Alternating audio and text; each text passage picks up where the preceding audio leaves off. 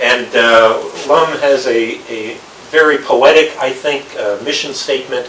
And the last paragraph, ours is a Christian ministry, welcomes congregations and people of all faiths.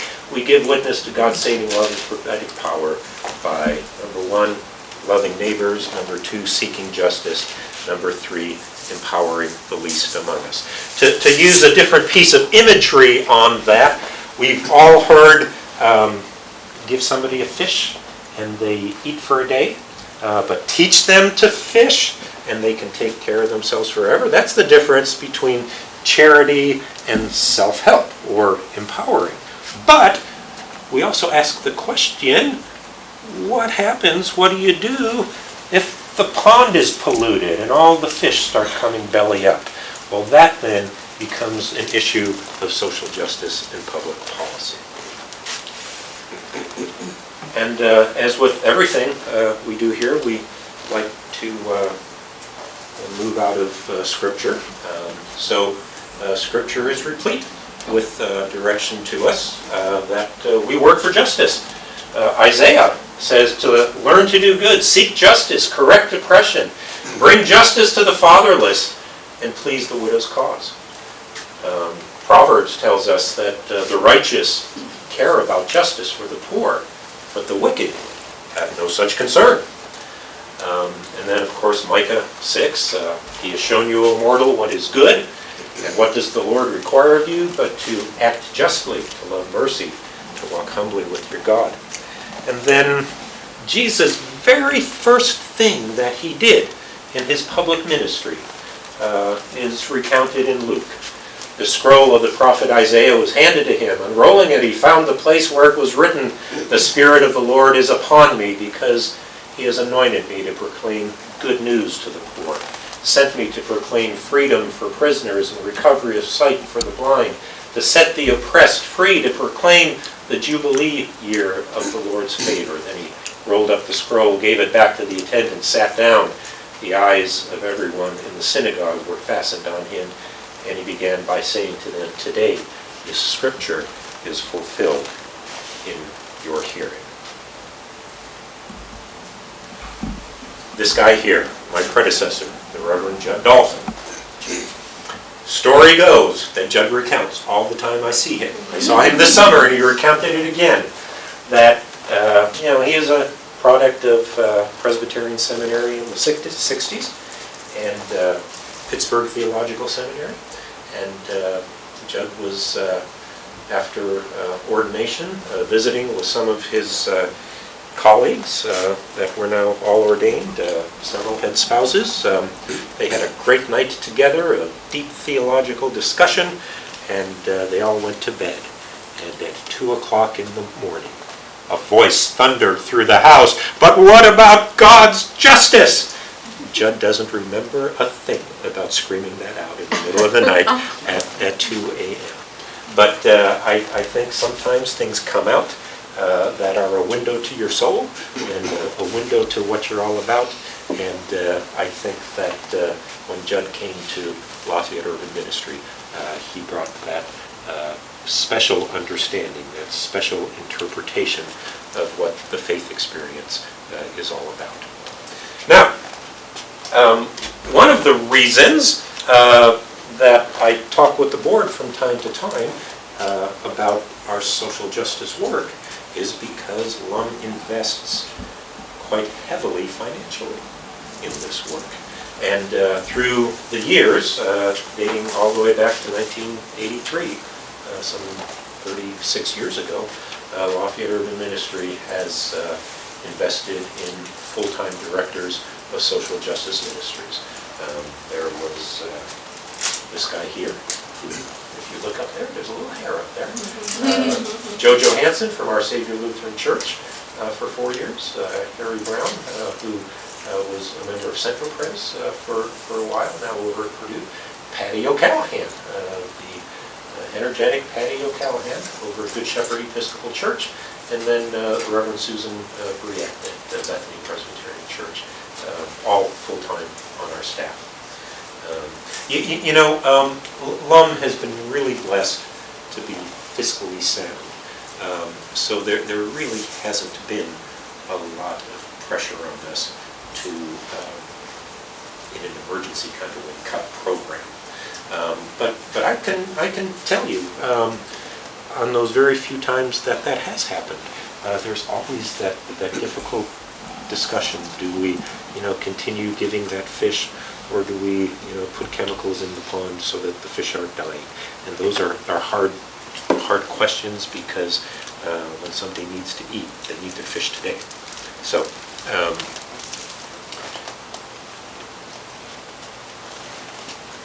I think our probably very first community issue was way back in 1979 with the issue of WIC. Now, WIC is a federal program now that everybody just naturally thinks is a good thing. It's women, infants, and children. It provides nutrition, nutritional foods, juices, diapers, formula for babies. And but there was a time back in 1979 that it wasn't a federally mandated program that every state and every county in the nation had to participate in. It was a local option. And we had not opted into it in Tippecanoe County. And do you know where the biggest opposition was from? You're never going to guess. The biggest opposition from that was with our county medical association. Back in the day, the doctors were old, stodgy, it was new, they were all guys, and they didn't think, they didn't understand, they didn't find the value of the need for a program like WIC. So our good friend, Dr. Riggs, member of First Baptist Church, came to LUM and said, you know what, I bet you if we can get LUM involved in this community and on this issue, and we can start talking about it in our churches, that we might have a chance to overcome some of the opposition. And sure enough, as time went by, the opposition from the doctors in the community backed off. Dr. Riggs was the director of Tippecanoe County, the commissioner of Tippecanoe County Health Department, and all of a sudden we had a WIC program. Then, Township Corridor. And I know that those of you who've been around for a long time remember these days, this decade. Lafayette Urban Ministry, in our role of helping families with emergency things like the rent, utility assistance, food, healthcare, oftentimes found that our township core relief system in Indiana wasn't working well. There was unprofessional treatment. Since there are 1,008 townships in the state, there were no statewide rules, so it was completely different according to what township you would go to. The offices were inaccessible. Some trustees had fences with dogs. Some lived on farms that had dogs. The issue of textbook assistance was all tied up in township poorly. Indiana right now still requires students to pay for their textbooks, and we'll talk more about that issue in the past, not so anymore with low-income people, low-income kids. But back then, you had to go to the township and beg for money so that your kids could have textbooks to go to school. There were high administrative costs. In some townships, as much as $4 of administrative cost for every dollar that was given out. Public didn't know what was going on there, and so there was not a good sense of accountability, and there was always instances of improper use of money, and township trustees being called to court for that. And it wasn't something that in any way, shape, or form was a partisan issue, because for every group of programs that there were in rural townships, there were a whole different set of serious problems in urban townships, Marion County, and Calumet Township, and those kinds of places. This was a sign found in a local township office, not too far from here. When things go wrong, as they usually will, and life's road seems all uphill, when funds are low and debts are high, when you'd like to smile but can only cry, when you really feel like you want to quit, don't come running to me, I don't give up. So, LUM became active at the State House. I was social justice director at the time, and after several years, we actually were responsible for winning and having put in place uniform statewide poor relief guidelines. We had a hand in drafting them, and every township in the state now has to operate by the same set of rules. We won uniform caseload and fiscal reporting. It's called the PR7 form. It's held at the State Board of Accounts. Every township in the state has to report their caseloads, the amount of money they spend, and what types of aid, what categories of aid they spend it on. So huge, huge victory. And then, because of all the public media that was going on at the time, and it was controversial and difficult, between LUM and the Fairfield Township Trustee's office. The voters, when that particular trustee was up, decided it's time to give him the old heave-ho and let's put somebody new in there. And so Gene Metzger from Church of the Brethren became the Fairfield Township Trustee for several terms. And then, in the early 1980s, LUM drafted, had sponsorship in the Senate. It was Senator Mike Ewry. In the House, it was State Representative Stan Jones, to remove textbook aid from township trustees. And you know, when we used to talk to parents about that, we would hear the same phraseology from them all the time. They say, it just doesn't seem right that I have to go beg for charity for textbooks for my children. So that very first year, we were able to wrestle it away from township trustees, and any child that was eligible for the free or reduced lunch program, the federal program, was automatically had their textbooks paid for by the schools. Indiana first allocated $6 million. Imagine that, that's a huge thing. Little Lafayette Urban Ministry moves the legislature to have them let go of $6 million. And as the years went by, that got increased to $19 million and then up to $39 million. So that's close to where we are now. Through the years, LUM has always been involved in issues of racial justice. We were the first nonprofit, or first business for that matter, in our community to give our employees a paid Martin Luther King holiday.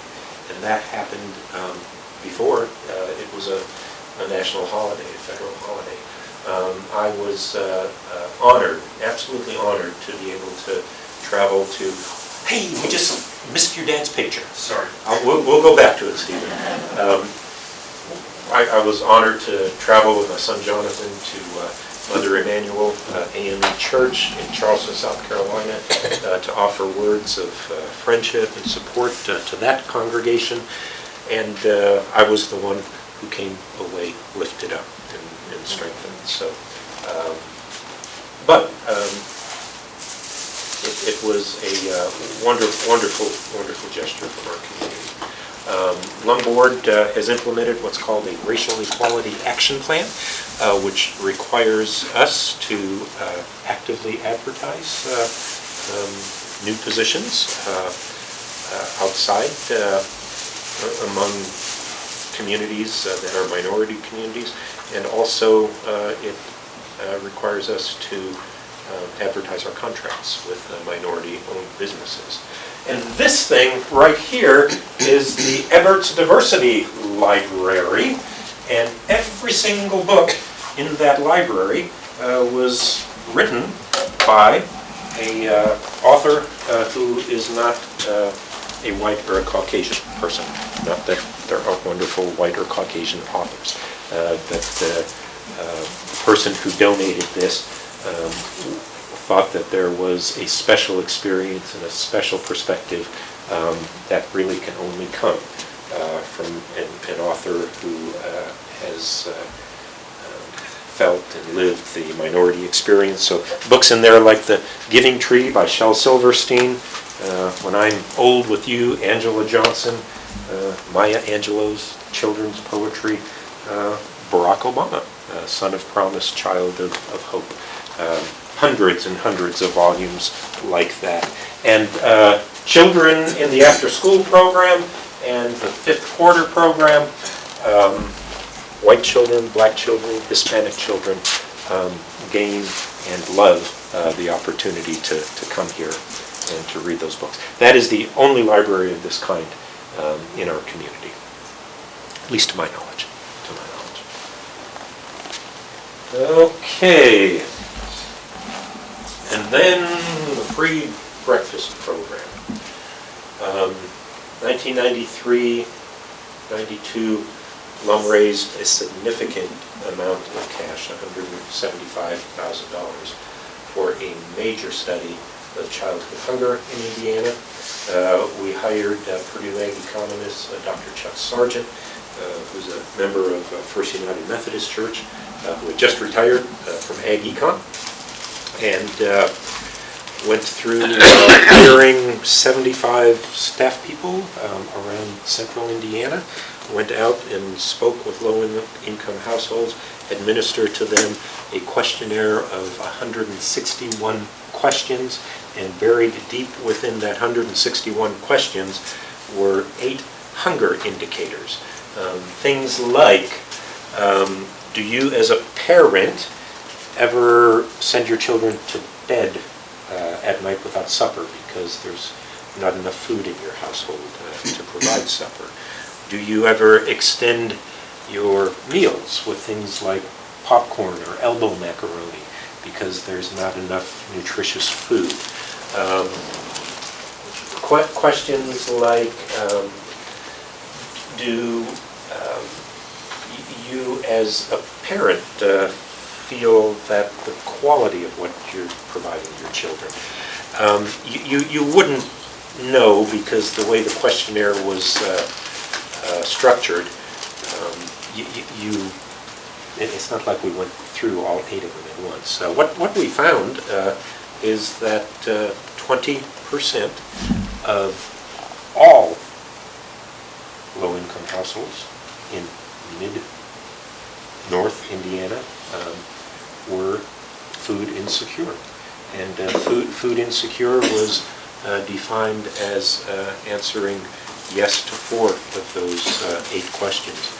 By answering yes to 6 of them, you were defined as hungry, and 6% of low-income households in Indiana, middle part of Indiana, were experiencing hunger. And just think what's around us.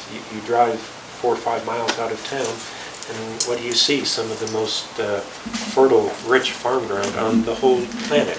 And so it was really a odd juxtaposition for us, for our community, for our state. We took the study and went to the legislature. I personally laid it on the desk of every state senator, every state representative, and we introduced legislation to require the state of Indiana to buy into the federal free breakfast program. And lo and behold, the bill passed. And it happened just because the staff and the board here at LUM felt that children learn better in school on a full stomach. And when they're coming from homes that are hungry or food insecure, that doesn't always happen. Another thing that LUM is responsible for.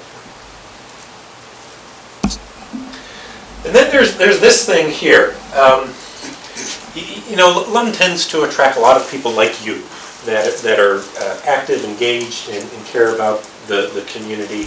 And it's no surprise that many of them choose to run for public office, but we like to think that they maybe carry a little bit of LUM with them as they go into public office. So Eileen Weiss, who is currently our business manager, was our city clerk.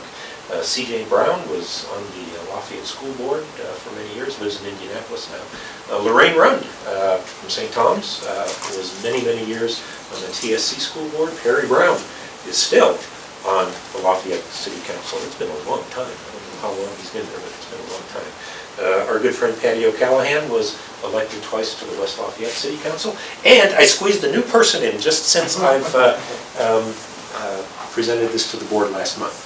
And that's Kathy Parker. Kathy is on staff who works during the day over at West Lafayette School Corporation, but at night, this time of year, she directs Lafayette Urban Ministries Community Thanksgiving meals. So she's hard at work getting turkeys lined up and volunteers for the meal over at Central Presbyterian Church. And then there's this guy, and I can tell you that way back then, I'm not sure the Board of LUM thought that this guy would win a seat in Warren County. And I'm not sure that this guy thought he would win a seat in Warren County. But lo and behold, he did. And so now we have an executive director that's president of the county council. And then this happened after that term. And I ran, there was a part of me that ran because longtime incumbent State Representative Sue Schuller was not running. And lo and behold, when I ran, she decided, maybe we'll try one more time. And she ran, and I came within 3 points of her that time around. And then this happened in 2004. This happened in 2006. I don't know if you want to do a Where's Waldo? There he is right there. And these years that I was in the General Assembly, I refer to as the golden years for LUM's public policy work. I think that for starters, it is a great testament to Patty O'Callahan that she had a state representative down the hall and knew how to use it. And so she also had somebody who probably knew that his time in the legislature was, not going to be 20 or 30 years. So I always took full advantage of the 5 bills that I could introduce during a short session and the 10 bills that I could introduce during the long session. During my 2 terms, that added up to 30 pieces of legislation. I don't understand why somebody goes through all the trouble of getting themselves elected to office and then never introduced the full amount of legislation that they were able to. I took full advantage of it. But one of the first things we did is we passed a $6 million bill for a earned income tax credit for low-income families. Now, there's a federal earned income tax credit that's actually a Ronald Reagan idea. And many states had followed that up with a tax credit of their own, but not us in Indiana. And so we worked on it for a couple years, and lo and behold, we got it passed. I think that really grew out of LUM's experience every year in doing tax assistance for people. And so that was something LUM was responsible for. Come back. We were able to author and passed through the House, but never made it into law, a child and family dependent care credit. So right now about 2/3 of the states in the U.S. have their own child and family dependent care credit. Both of these pieces of legislation are just incentives for people to work. to help low-income people make work a little easier for them. They're earning low wages, and they get a little something back through these federal and state tax credits.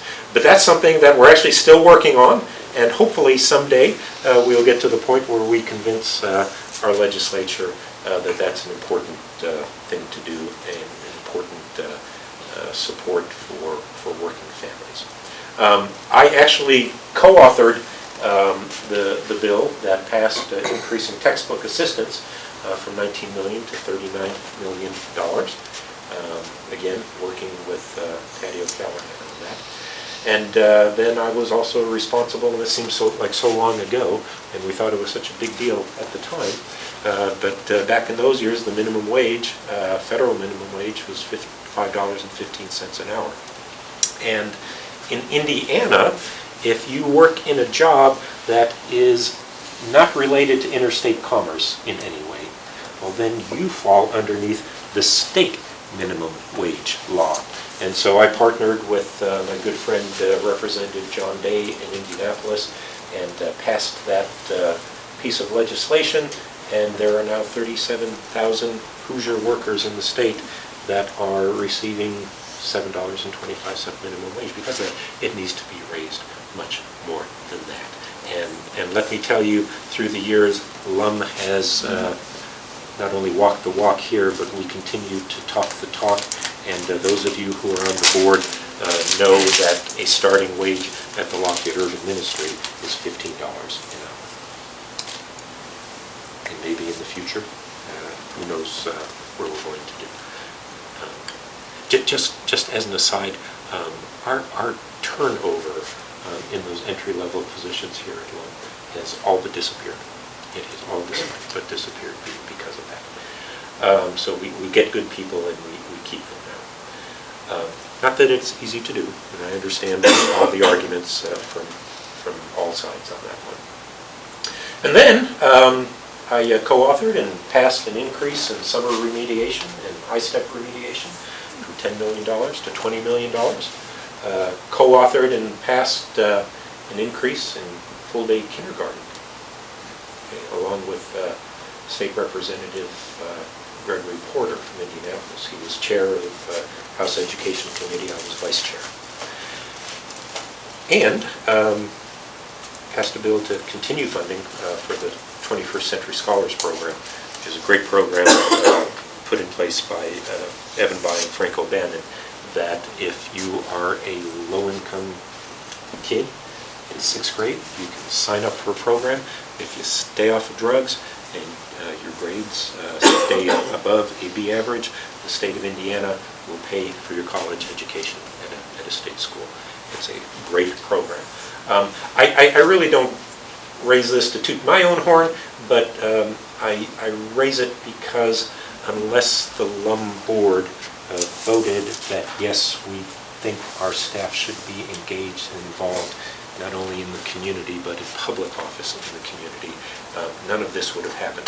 And I can guarantee you that the State Farms of the world, the Anthems of the world, they more than encourage their employees to be involved in legislative activity. So many thanks to Patty O'Callaghan, who's still kicking, and for all her leadership during this time.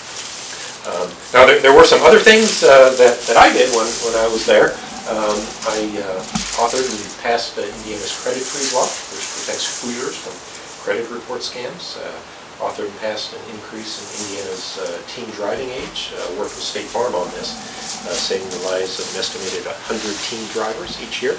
I was in the legislature during Major Moves time, and I never thought this one would pass, but I introduced legislation to require legislative review of any major executive branch privatization projects.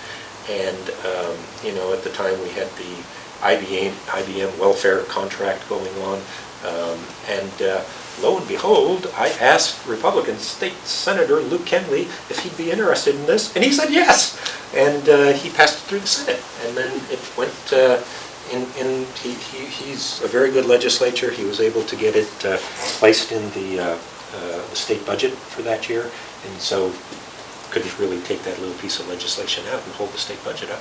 So Indiana now has a requirement that the legislature review any executive branch privatization contract over $10 million. I've always been a strong advocate for increased state funding at Purdue, and I was the first social worker ever elected to the Indiana General Assembly.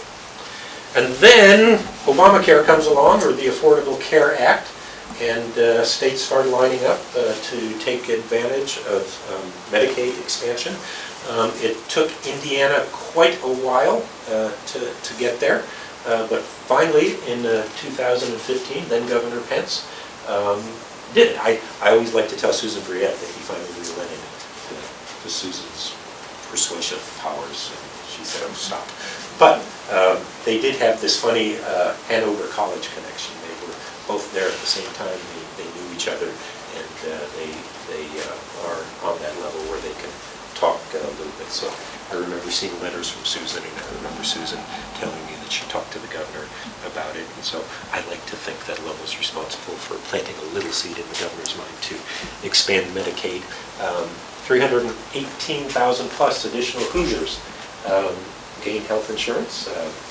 The number of uninsured Hoosiers in Indiana has dropped by 41% since Medicaid was expanded.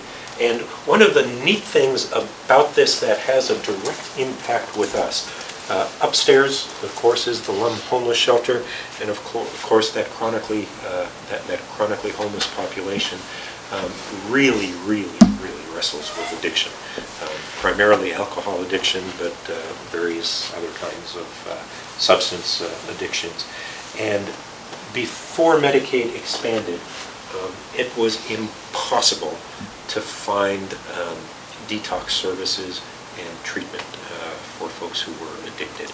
The closest we had was Harbor Light down in Indianapolis. They didn't always have space, and when they did, it was quite expensive, and LUM didn't always have the money.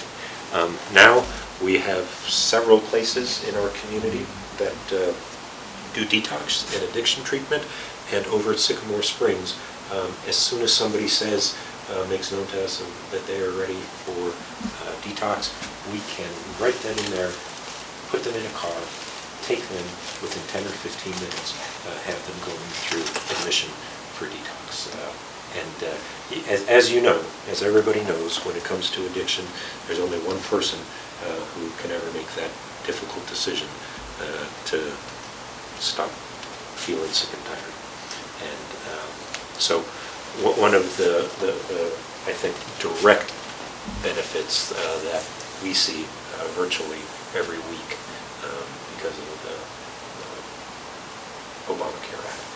And this one, I didn't really at first think about it as a LUM public policy issue, because really at its core, our immigration clinic is about casework, and it's about training volunteers and local attorneys and even a local judge, former judge, to get an expertise in this area of immigration law so that they could represent people in immigration court and through all the various other processes that lead up to that.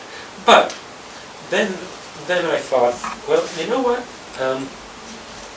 In this day and age, of course, it is a policy issue when the church community stands up against the prevailing sentiment in the community and probably in the nation, and sticks to our Old Testament call to stand by the sojourner.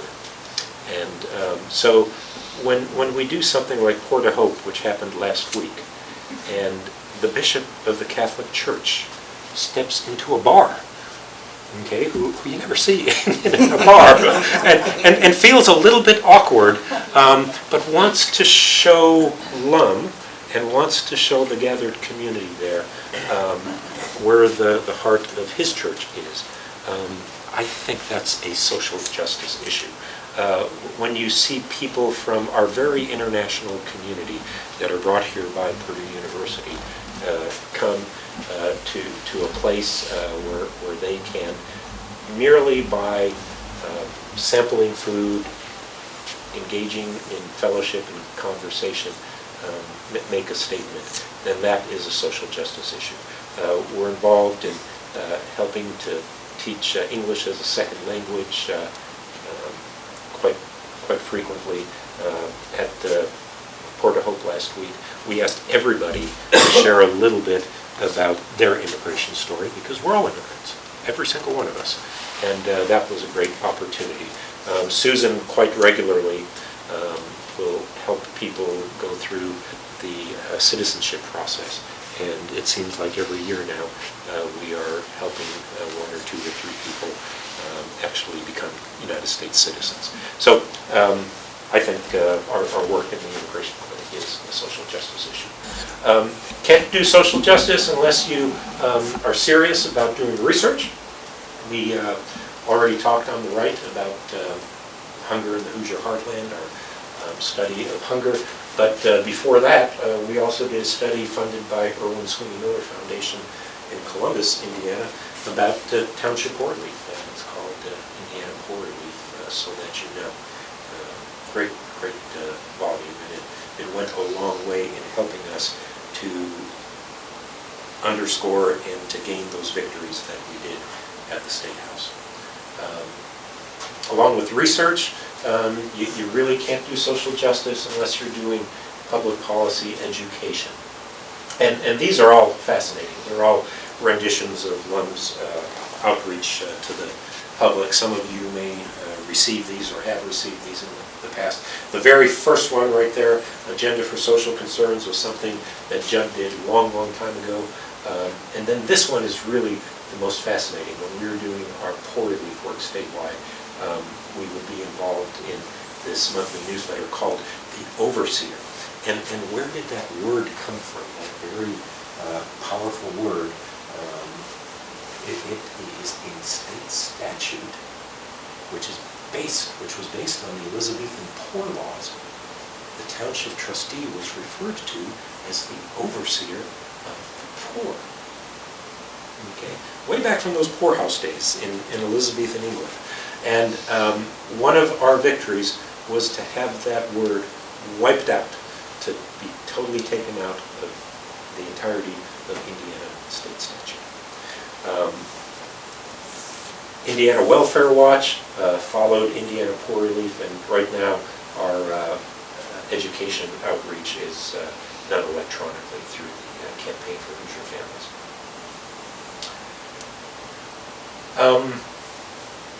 Talked about this book, but we also turned this book into a multimedia organizing tool. And when I say multimedia, it's not like you're watching here. We had this big box with 2 slide projectors on it and a big computer that went with it, and it had this, it sounded like whales, and they would phase in the bottom projector, and then it would phase it out in the top projector, and it was quite heavy. And somehow I ended up taking that around the state 150 times. Many times I slept in the back seat of my old Datsun because LUM didn't have a budget for overnight stays. But when we did that, we built a network. We always invited the local press to come cover the issue, and it was the foundation of the Indiana Task Force on Poor Relief, which went on to gain several very important legislative victories. I hope you're beginning to understand a little bit of the sophistication that we've been engaged in here through the years.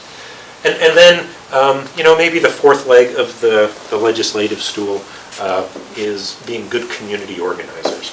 And I think this started back in the early 80s when LUM and Judd Dolphin organized Seeds of Vision conferences. They were held over at Central Presbyterian Church.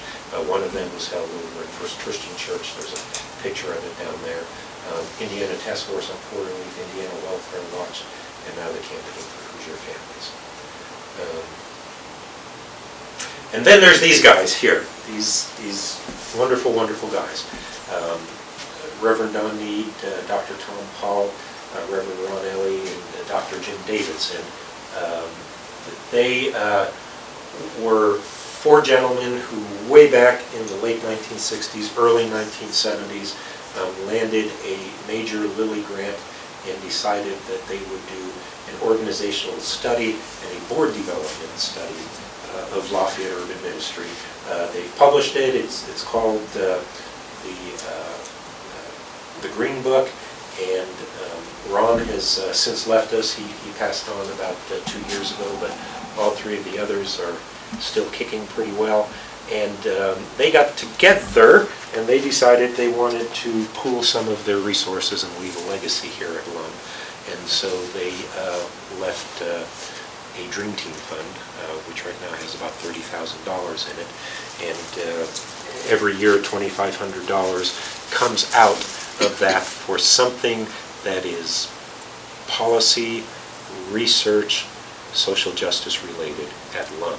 And so in 2020, what will be happening is we've identified a group of about 50 faith-based organizations in Indiana that are doing human service work, and we're going to be communicating with each other quarterly via an e-newsletter, sharing legislative happenings, talking about new ideas in administration, talking about highlighting and lifting up executive directors and staff members and board members that are doing great things, and just trying to make us all better and helping us to learn from one another. And that's something because of these four guys here.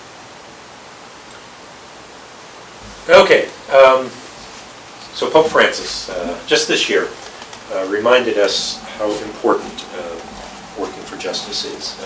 There is no democracy with hunger, nor development with poverty, nor justice in inequality. The cardinal virtue of justice must be protected. Isn't that a powerful picture? That is such a powerful picture. And then I guess I want to close with the title of this was Bending Toward Justice. And I think it is a term that we all know. We all know Dr. King, made it most famous. The arc of the moral universe is long, but it bends toward justice. President Obama, some of us may know, had it in the Oval Office, embedded on a carpet. But what most of us don't know is where Dr. King got that from. This guy here, Reverend Theodore Parker, was a Unitarian minister back in the middle part of the 1800s. He was a very, very strong abolitionist. And he preached one day, "Look at the facts of the world. You see a continual and progressive triumph of that which is right. I do not pretend to understand the moral universe. The arc is a long one. My eye reaches but little ways. I cannot calculate the curve and complete the figure by the experience of sight. I can divine it by conscience. But from what I see, I am sure that it bends toward justice." And I think over the last 40 years, as you look back at LUM, we have certainly done our job in bending that arc as well. So, that's it. Thank you very much for coming. Appreciate it.